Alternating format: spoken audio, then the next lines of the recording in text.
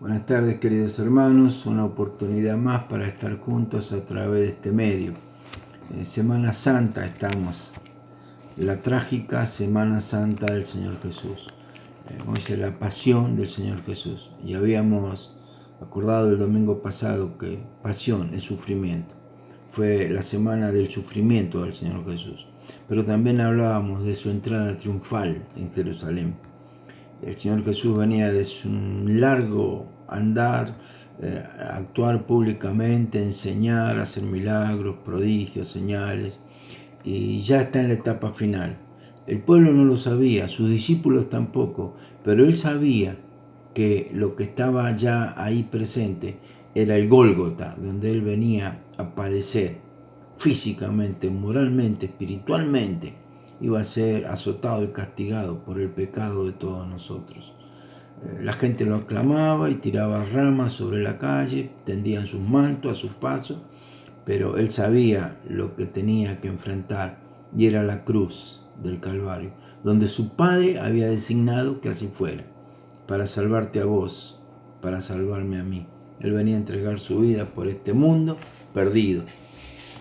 Y en los relatos de su entrada triunfal del Señor Jesús, prepara a sus discípulos. Él habla de la Santa Cena, intuye esa Santa Cena que era la última que iba a estar con ellos, y les encomienda que cada vez que hagan la Santa Cena y participen de ella, hagamos memoria de Él. Tremendo eso. Dice, hagan memoria de mí, no se olviden, mis muchachos, quién soy yo. Y no debemos olvidarlos nunca. La Santa Cena es uno de los privilegios que tiene el cuerpo de Cristo aquí en la tierra. Recordar quién es el Señor Jesús. En memoria tuya, Señor. Así que el Señor Jesús dice que después de haber cenado, haber participado, haber actuado en esos días, también había dejado muy buenos consejos. Yo estoy orando por ustedes, no se desanimen, son míos, están en mis manos, mi Padre los tiene en su mano. Preciosas palabras del Señor Jesús de aliento, de consuelo, que no nos íbamos a quedar solos, que iba a venir el Consolador a guiarnos, que era necesario que Él se vaya.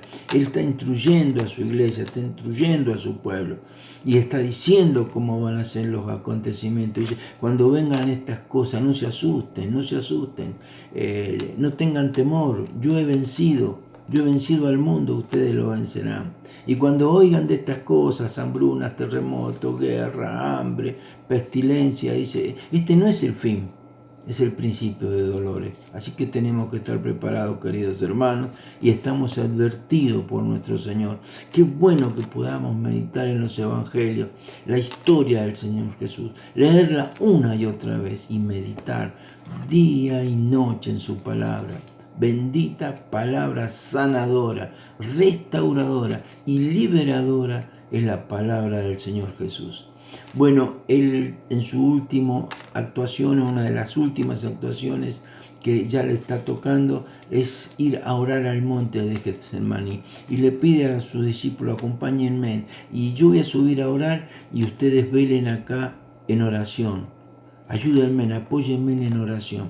Y se fueron el Señor Jesús, y cuando vine estaban dormidos, la primera, la segunda, la tercera vez. Bueno, ya levantaos, ya viene el que me va a entregar. Y el que lo entregaba era uno de ellos. Y venían los soldados con armas, con espada, como si Jesús fuera un terrible hombre de acción, como si fuese un hombre peleador. Era un manso, humilde, más humilde que él y más manso que él. No se conoció un hombre en la tierra. Y les pregunta si me veían todos los días en el templo, si me veían por las calles de Jerusalén, si sabían dónde yo andaba. ¿Es necesario esto? Y los hombres no sabían qué responder. Y el que le traicionaba tampoco. ¿Sabe una cosa muy interesante? Que estos hombres sí sabían quién era Jesús, como lo sabía el que lo vendía, el que lo entregaba. Sabían quién era Jesús, sabían de sus milagros, de sus prodigios, de sus enseñanzas. Sabían ellos de su doctrina y las cosas que él hacía, pero obedecían a fuerzas terrenales con mucho poder. Y esas fuerzas terrenales que mandan a los soldados a a tomar a Jesús de esta manera era para intimidar. Y los 12 discípulos fueron intimidados. Dice que salieron huyendo, corrieron, lo dejaron solo a Jesús. Lo abandonaron al Señor Jesús. Está bien, por el miedo, por el temor. Quizás nosotros hubiésemos hecho lo mismo. Yo lo hubiese hecho sin ninguna duda. El miedo a veces es un dominante que nos somete y nos hace hacer cosas que nunca hubiéramos hecho si no fuera por el miedo que nos aprisiona y se posesiona de nosotros. Lo llevaron a Jesús ante el concilio, ante el sumo sacerdote, y allí lo enfrentaron la casta sacerdotal, los principales sacerdotes, los escribas, estaban los doctores de la ley y ante ellos. Y también saben, estaba a la distancia escuchando y viendo Pedro.